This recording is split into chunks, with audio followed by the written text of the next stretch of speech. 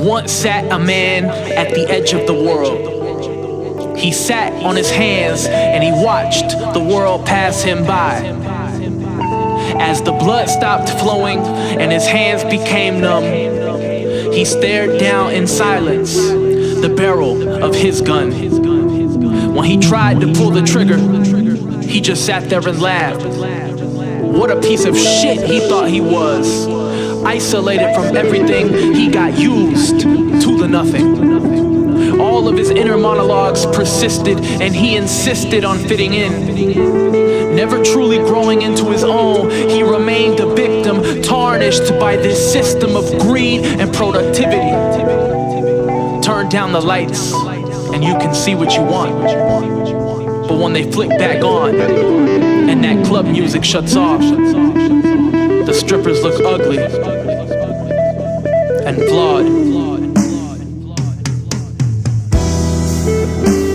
The race to actualization is not a race at all. But this man thought that he had failed his marathon. There is no truth in hiding, only lies waiting within. And he tried to grow out of his cocoon into that butterfly. But how? When his own mind can't tell a stranger hello. When he can't look a person in the eye without breaking.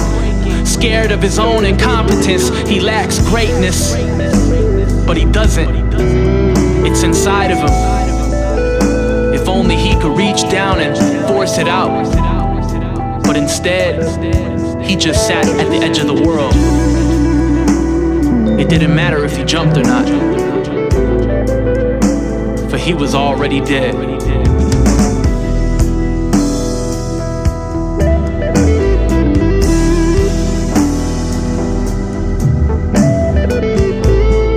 Time ticks away, the countdown begins, and no one cares.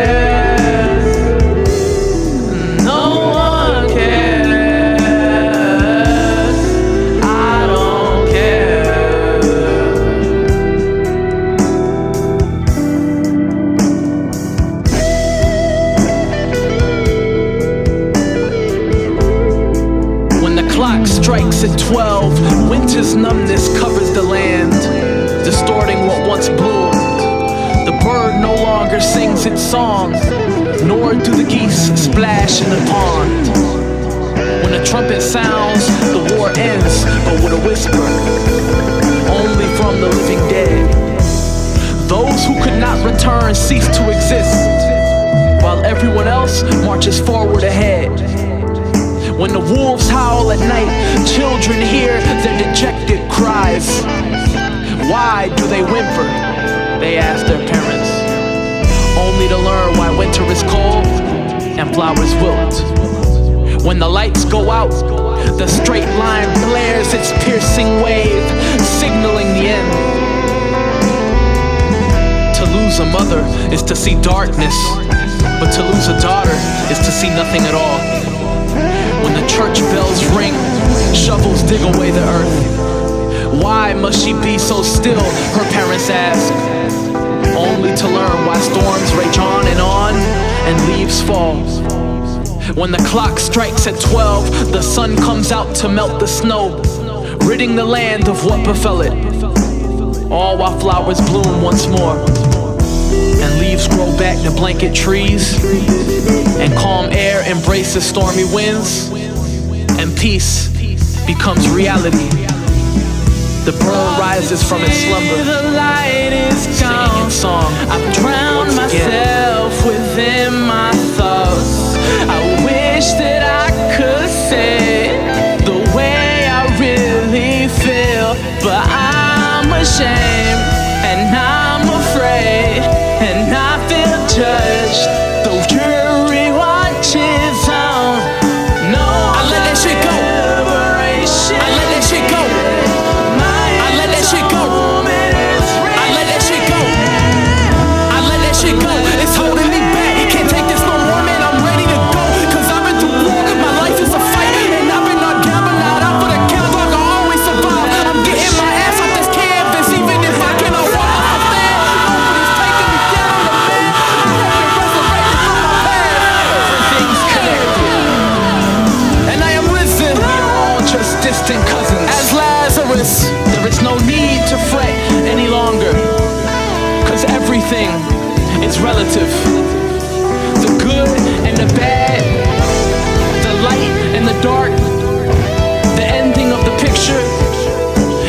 restart. And there is no reason, and there is no path, and there is no script, and destiny does not exist. We write our own stories, we lead our own bands, we live our own lives, and we waste our own time. And everything is relative, everything is music. Your love and your hate, your happiness and pain, the air that we breathe, everything we see, all that we feel, everything is real. It's the journeys that we take and all the memories we play in our minds that all puffed up, yet amazing. It's the miracle of life, the here and the now, the nothingness that follows, all of the difficult things that we go through, the beauty of this song that we sing out of tune, the sun and the moon, the highs and the lows, the yin and the yang, life and death. Everything is relative. Everything is music.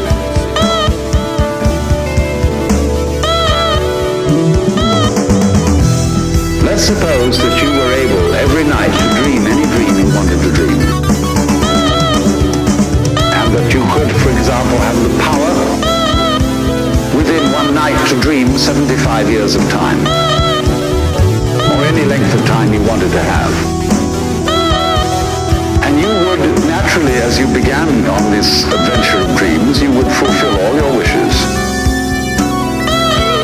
You would have every kind of pleasure you could conceive.